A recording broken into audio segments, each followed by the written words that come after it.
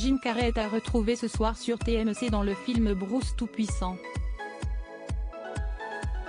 L'occasion d'évoquer le lourd épisode juridique qu'il a vécu il y a quelques années en rapport à son ex-compagne, Catriona Wife. Pour rappel, cette dernière s'est donné la mort en septembre 2015 en avalant plusieurs médicaments. Dans une lettre d'adieu, écrite en 2013 lorsque le couple était temporairement séparé, Elsen était alors pris ouvertement à l'acteur en l'accusant entre autres d'être responsable de ses envies suicidaires. En effet, le héros de The Mask, Ace Ventura ou encore Dumb and Dumber l'aurait délaissé après l'avoir exposé à plusieurs maladies sexuellement transmissibles dont l'herpès.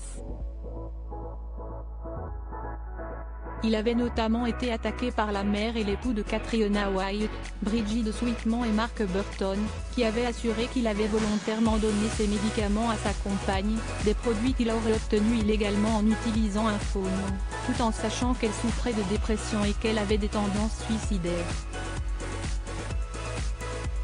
Tuma initié à la cocaïne. Jim Carrey avait alors contre-attaqué la plainte en assurant que Catriona White avait contracté des MST bien avant leur rencontre en 2012. Pour appuyer sa défense, l'avocat de la star hollywoodienne avait transmis à la justice plusieurs documents prouvant que la jeune femme avait falsifié des papiers médicaux. L'acteur américain avait également été confronté à d'autres accusations.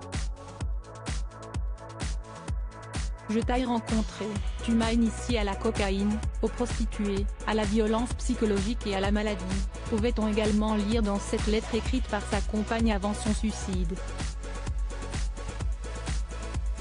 Finalement, face à un manque de preuves irréfutables, il avait été innocenté en janvier 2018 par un juge ayant classé sans suite la plainte déposée il y a plusieurs mois par la famille de la défunte. Une affaire sordide, qui n'avait pas manqué de faire réagir les internautes à l'époque.